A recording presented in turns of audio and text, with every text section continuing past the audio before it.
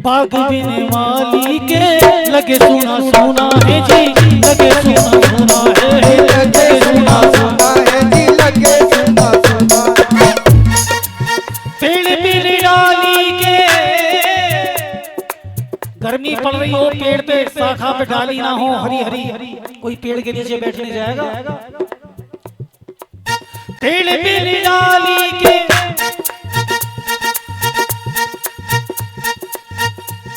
और बाग बिन माली के, पके पके हमारे हो माली ना हो, कोई छोड़ेगा? नहीं छोड़ेगा। तब दोनों हाथ उठा लो, अंतिम कड़ी तभी बताऊंगा, दोनों बिल्कुल ऐसे। कन्हैया करे काली मुर्गी उजली हो जाए, जो दोनों हाथ उठा के ताली ना बजाए उनकी थोड़ी थोड़ी खुजली हो जाए। इसीलिए कहा और भजन बिन ताली के लगे सुना सुना है जी, लगे सुना सुना है, लगे सुना सुना है जी, लगे सुना सुना है।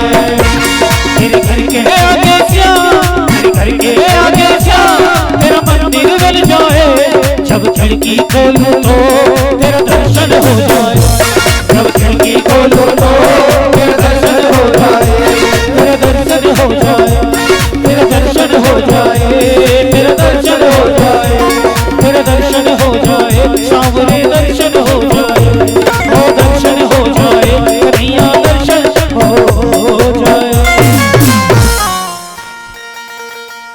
बोलिए बामन भगवान की जय, जय श्री राधे।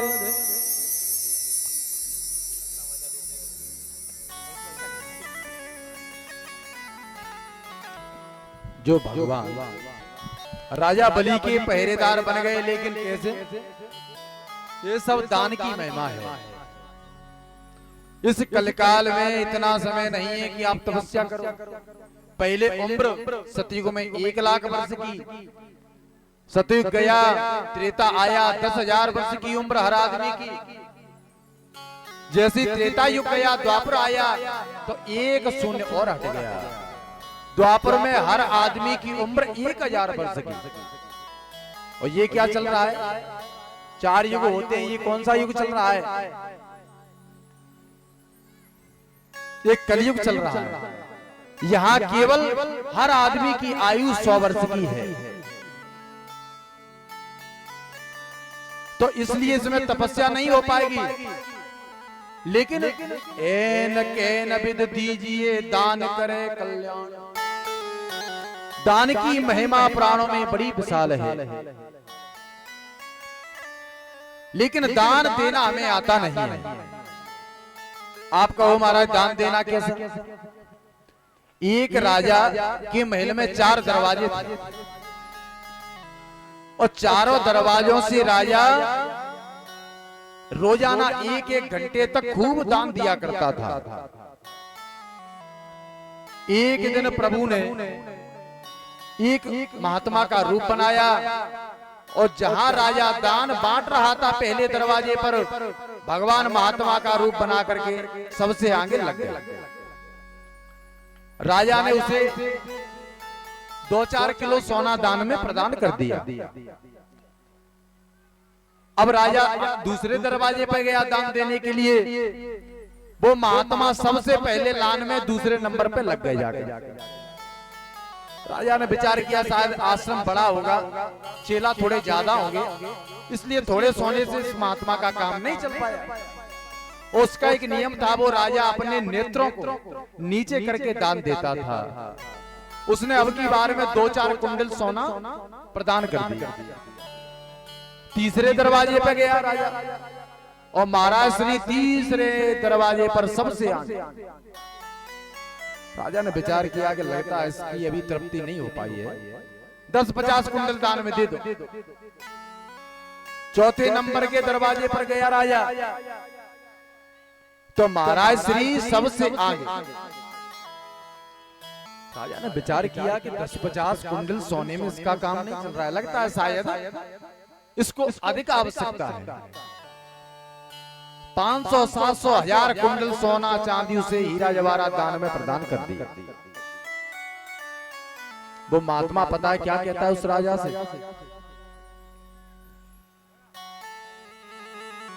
राजा से महात्मा कहता है कि हे राजन,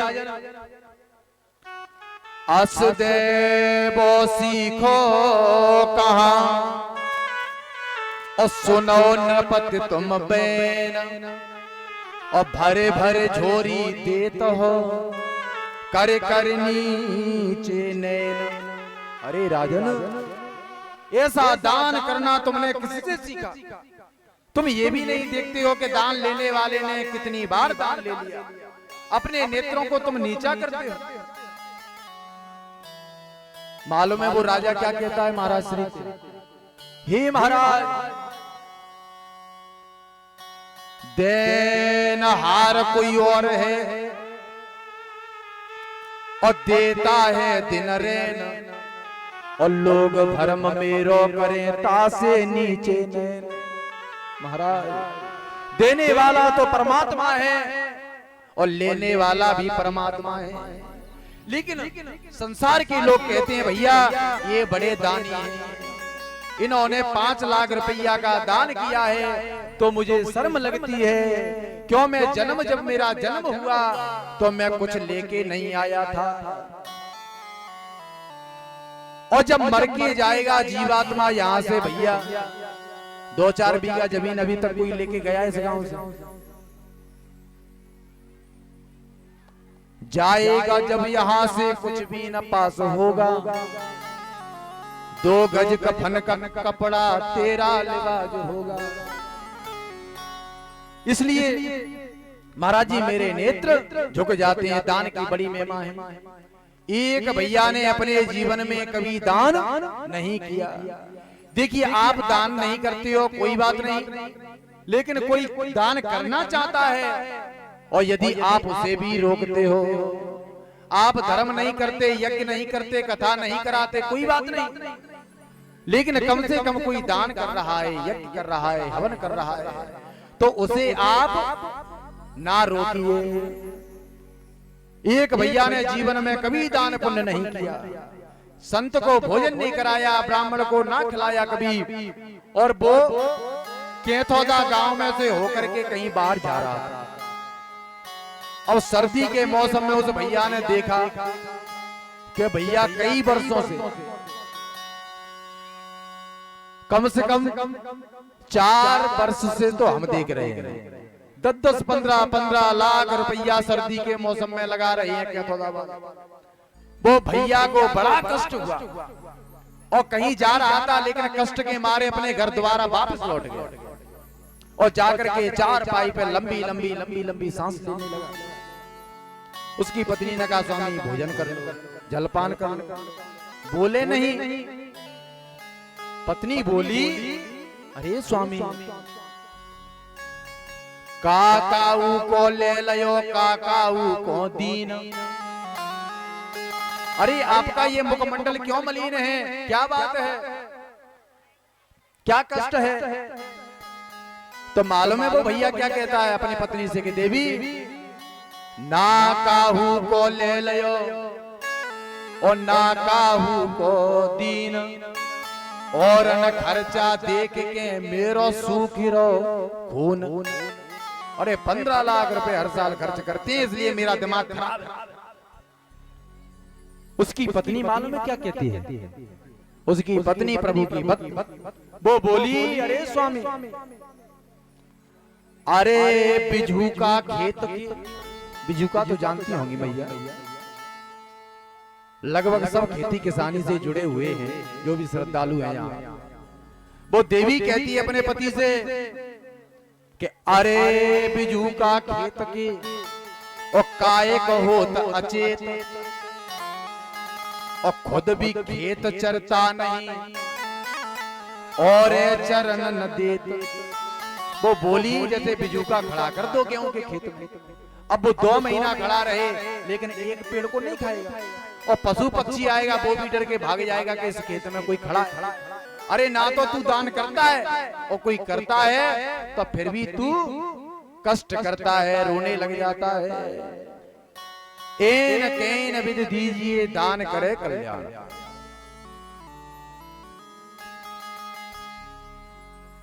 कभी आपने ट्रेन में सफर किया हो,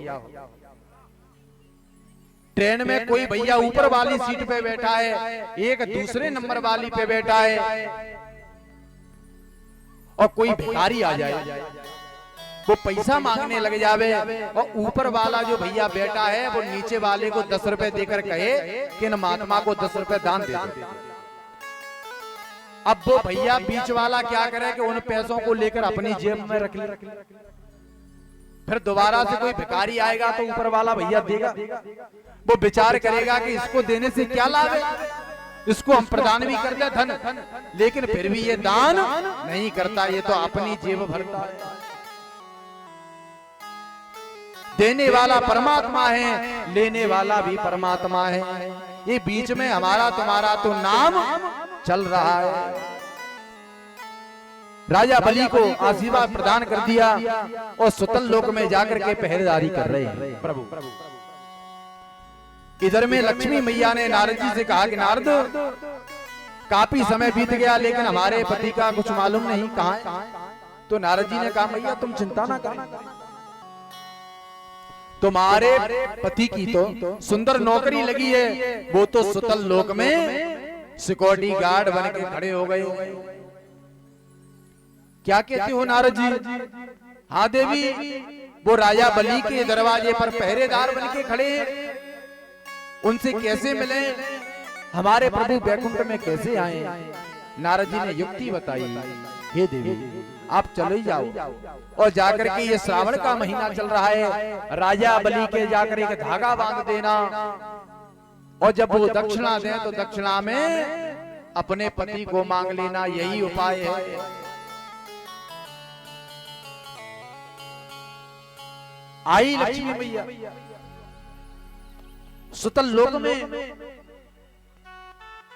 आकर के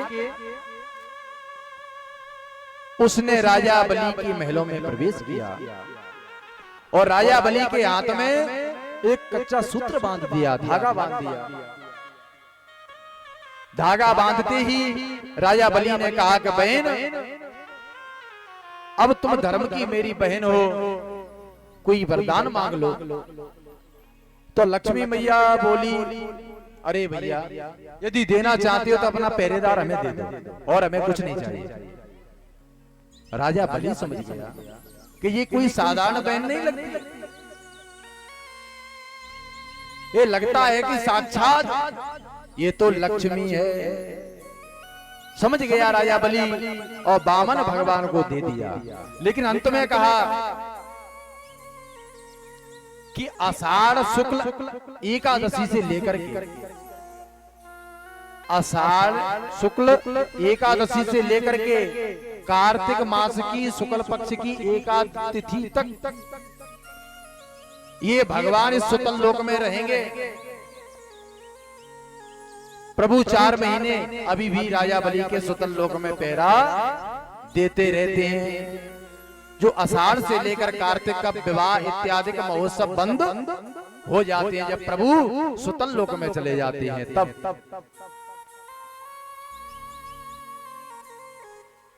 राजा बलि को सुंदर आशीर्वाद प्रदान कराने के बाद में लक्ष्मी मैया चली जाती है और वामन भगवान भी साथ में चले जाते हैं।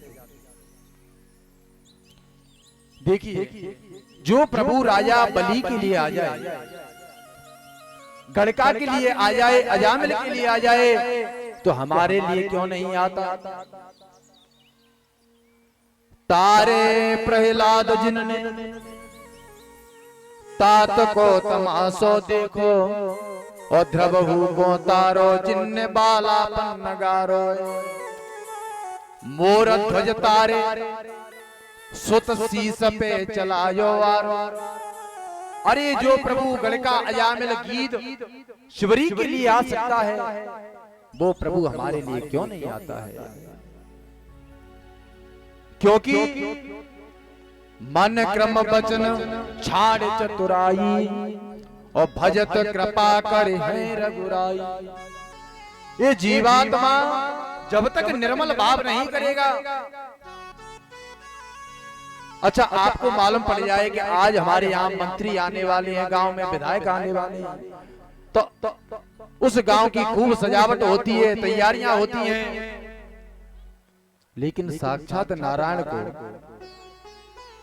तीनों लोकों के स्वामी को अपने हृदय में तो तुम विराजमान करना चाहते हो, उनके लिए जगह खाली होगी तभी तो प्रभु आएगा। तुमने अपने अंदर काम को, क्रोध को, लोभ को, मोह को, अभिमान को इतना बिठा रखा है कि जगह खाली नहीं है। थोड़ी जगह हो तभी तो परमात्मा आवे। चालाकी को त्याग दो। चालाकी कैसी? एक मैया का पति नित्य प्रति जाता है ड्यूटी देने, और ड्यूटी से आवे तो घर का सारा काम बेचारा करे। मैया वो क्या करे, किसी दिन तो सिर को बांध ले पीतांबर से, आज तो सिर में दर्द है तो पति भोजन बना रहा है, कभी हाथ कभी पैर, यानी सारे महीने में काम पति को ही करना पड़ता था। आराम से खाती रहती थी, पति चला जावे फिर खूब अच्छी अच्छी चीजें खावे। एक दिन पति के मन में विचार आया कि ये 1 2 3 4 महीने से तो बहुत बीमार है, लेकिन कमजोर क्यों नहीं हो रही है? ये तो पहले से भी ज्यादा तंदुरुस्त दिख रही है। अब बीमारी वाला आदमी जब कुछ खाएगा पिएगा नहीं 3 4 महीने तक, तो स्वतः अपने आप कमजोर हो जाएगा। कोई ना कोई तो कारण है। उसने अगले दिन अपना टिफिन लगवाया, निकल गए। उसके जाते ही पत्नी ने एक दूध वाले भैया से 4 लीटर दूध लिया, बनवाई, रबड़ी बन रही है अंदर। आधा घंटा हुआ कि पति देव वापस आ गए, कढ़ाई चढ़ी है चूल्हे। पति ने कुंडी खटखटाई, मैया ने जैसे ही खोला, बेचारे किया कोई पड़ोसी होगा, देखा कि ये तो पति। अरे आप कैसे आ गए? तुम तो शाम को 8 बजे आते हो। वो बोला देवी क्या बताएं, आज हमारे सिर में भी थोड़ा दर्द होने लग गया मार्ग में, इसलिए हम वापस आ गए। चलो कोई बात नहीं, अब क्या बोले। अंदर आया पति, अरे देवी ये कढ़ाई में क्या हो रहा है? आज क्या त्योहार है, क्या व्रत है, क्या पर्व है? वो बोली स्वामी ज्यादा तो कुछ नहीं, लेकिन आज जो व्रत है उसका आप नाम सुने। इस व्रत का नाम है ढरक चौथ। पति बोला देवी करवा चौथ तो हमने भी सुनी है, पत्थर चौथ भी सुनी है, लेकिन ये ढरक चौथ क्या होती है, किसने पैदा की, इसका क्या नियम, कैसे पूजा होती है, इसकी हमें बताइए। तो पत्नी बोली देखो स्वामी, इसका नियम, इसका विधान ये है कि इसमें खोआ के लड्डू बनाए जाते हैं। एक मार्बल का पत्थर रखा जाता है 4 फुट का, दीवार से खड़ा करके बिल्कुल चिकना, और लड्डुओं को ऊपर पत्थर से छोड़ा जाता है। जो लड्डू नीचे आते हैं उसे तो पत्नी खाती है, और जो बीच में रुक जाए वो पति के हिस्से में जाता है। पति ने विचार किया कि एक भी नहीं खाने देंगे, क्या कर।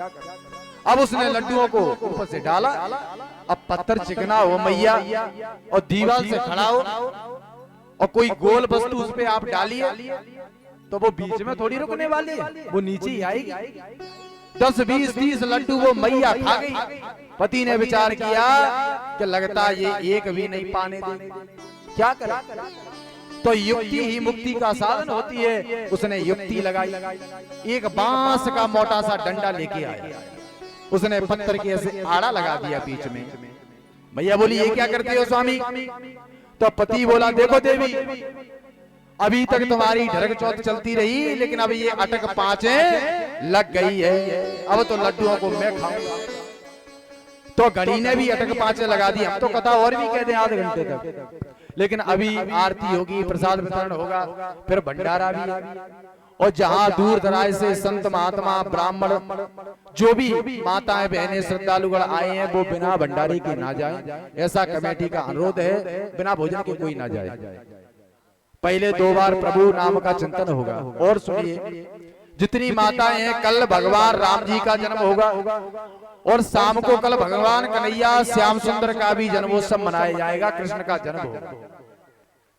बोलो भक्तवत्सल भगवान की। अब हम ये तो नहीं कहेंगे, वैसे कई कथाओं में आजकल विद्वानगण कहते हैं कि सभी पीले पीले वस्त्र पहन के आए, और हम कहते हैं माताएं सब पीले वस्त्र पहन के आना, और किसी मैया सियोनिया से साड़ी लेके नहीं आ पाई है पीली, उसके पास हरी है, अब विचार करे पंडित जी ने पीली बोली तो जाए कथा में कि नहीं जाए। साड़ी कौन सी भी चलेगी लेकिन आना जरूर कल, क्योंकि भगवान का कल जन्मोत्सव है। कुछ दानदाताओं की सूची इस प्रकार है।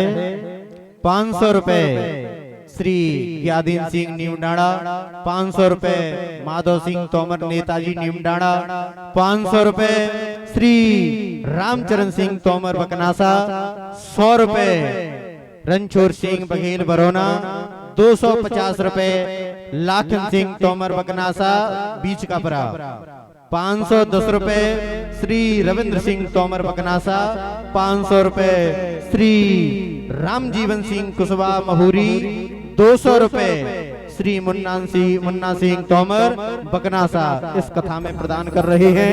श्री खाड़े बाबा हमेशा कृपा बनाए रखे। बोलो काली मैया की।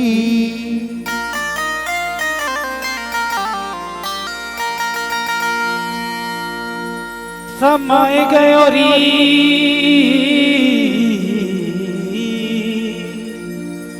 एरी नैनन में श्याम समय गयो री,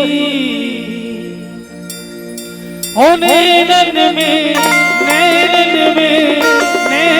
मेरी श्याम समय गो, मोहि प्रेम को रोगी लगाए गो, श्याम समय को कोई प्रेम को रोग लगाए गो।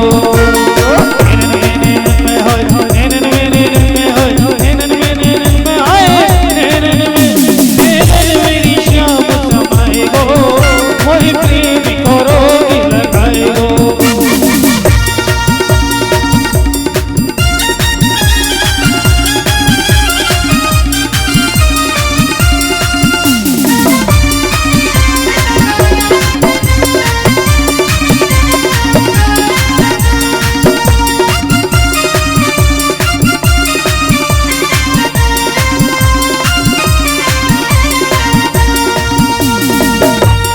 जाऊंगी श्याम तेरी लटकन पर, उठ जाऊंगी श्याम तेरी लटकन पर, उठ जाऊंगी श्याम तेरी लटकन पर, उठ जाऊंगी श्याम तेरी लटकन पर। मोहि के किनारे आए हो, मोहि प्रेम को रोग लगाए हो, मेरी श्याम समाए हो, मोहि प्रेम को रोग लगाए हो, प्रेम को रोग लगाए हो, प्रेम को रोग लगाए गो, मेरी श्याम समाए गो, मोहि प्रेम को रोग लगाए गो।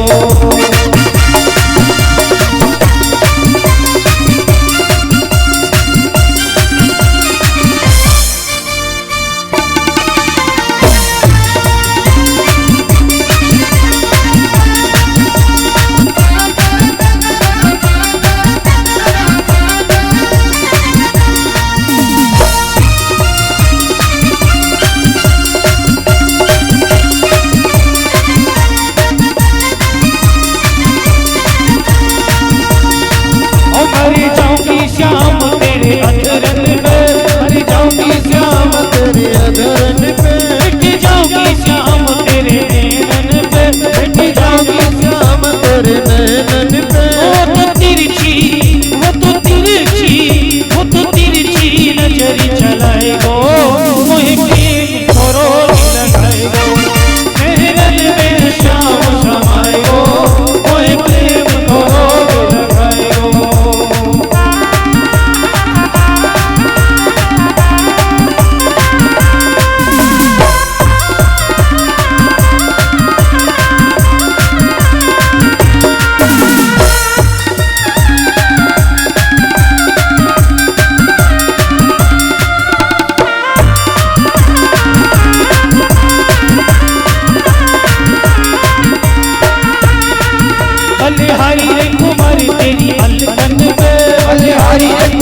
तेरी अलकन पे, तेरे बेसर के मोती झलकन पे, तेरी बेसर के मोती झलकन पे, सपने में कहा बतलाए गो, वही प्रेमी दोनों भी लगाए गो, तेरे में श्याम समाए गो, वही प्रेम करो लगाए गो।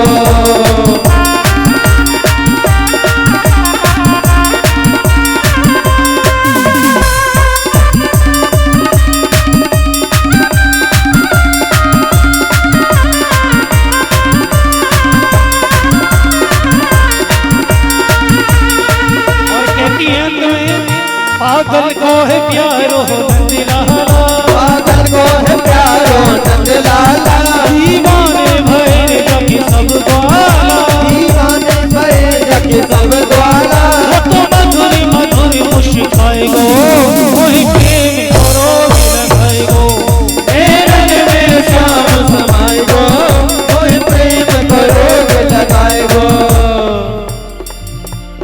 भंडारो बड़ो जटिल है और नंबर तुम्हारो ही पहले, मातन को पहले ही अग्नि कर दियो, फिर दोनों हाथ उठाकर ताली बजा लो तभी खड़े हो जाइयो, फिर सबकी सब आरती के लिए दोनों हाथ उठा के और ताली बजा के बजाइए ना। काला काला कबीर गुजरी, काला काला पैर गुजरी, पति काले कांच कर काले रंग पे मोरनी उतर कर, काले रंग पे मोरनी रुदन कर, काला काला काला काला कबीर गुजरी, काला काला काला काला पैर गुजरी, पति काले कांच कर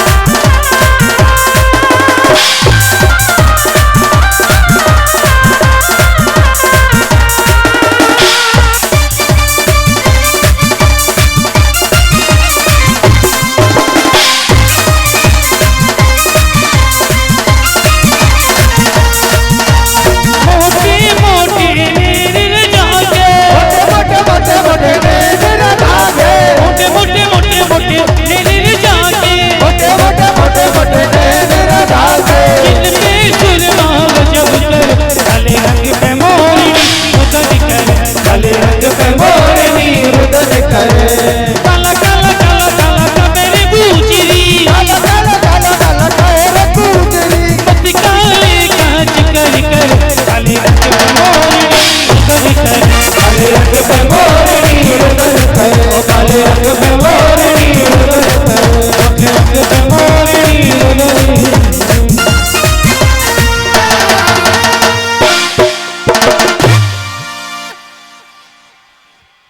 बोल खाने बाबा की जय, बोल पटिया वाले की जय।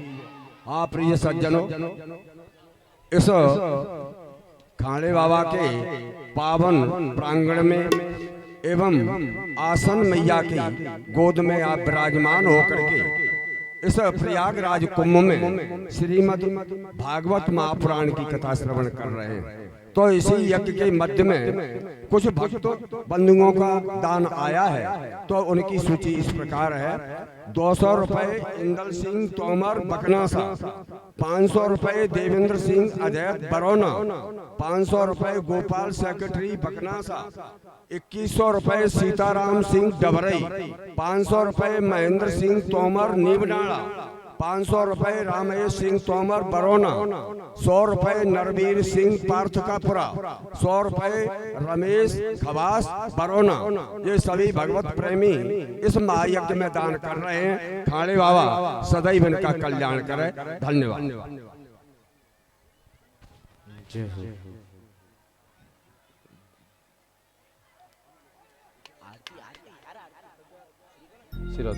सभी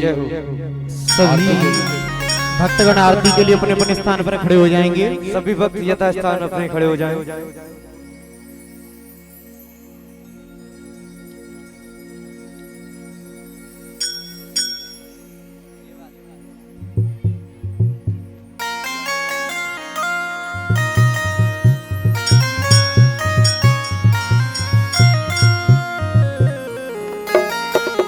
हरि ओम चंद्रमा मनसो जात शिक्षो सूर्यो अजायत श्रोत्राद्वा ईश्वराणस्य मुखादग्निरजायत। तेरी माँ के बिहारी तेरी आरती गाऊं, माँ के बिहारी तेरी आरती गाऊं, आरती गाऊं प्यारे आपको मनाऊं, आरती गाऊं प्यारे आपको मनाऊं। तेरी माँ के बिहारी तेरी आरती गाऊं।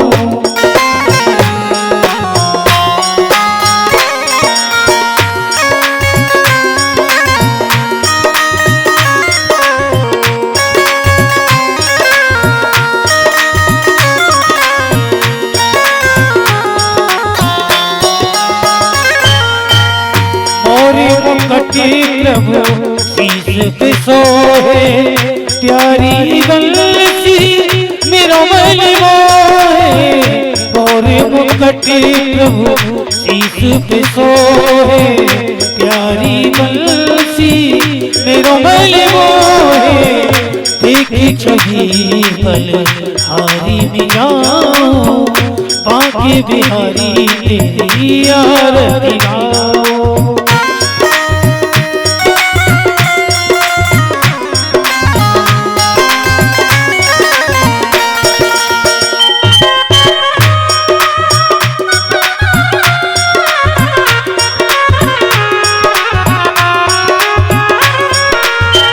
चरणों से निकली है गंगा प्यारी, जिसने सारी दुनिया तारी। चरणों से निकली है गंगा प्यारी, जिसने सारी दुनिया तारी। उन चरणों के मैं दर्शन पाऊं, बांके बिहारी तेरी आरती गाऊं।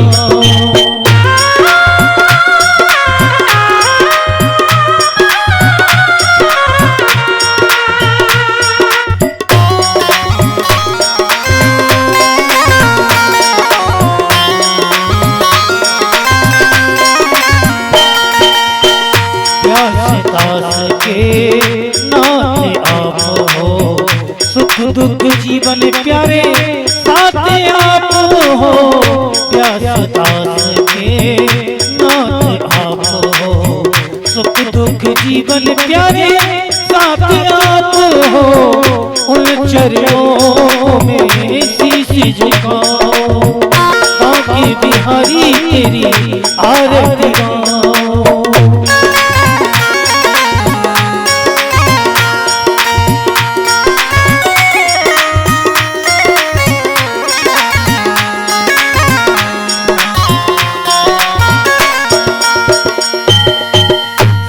हरिदास के प्यारे तुम हो, मेरे मोहन जीवन धन हो। श्री हरिदास के प्यारे तुम हो, मेरे मोहन जीवन धन हो। देखिए गली छवि बल बल जाऊं, बांके बिहारी तेरी आरती गाऊं। कर्पूर गौरव करुणा बतारो, संसारी सारो भुज में हारो। सदा बसंत हृदय बिंदे, भवम भवानी सहतम नमामि, भवम भवानी सहतम नमामि। गुरुर्ब्रह्मा गुरुर्विष्णु गुरुर्देवो महेश्वर, गुरुर्साक्षात् परब्रह्म तस्मै श्री गुरुवे नमः, तस्मै श्री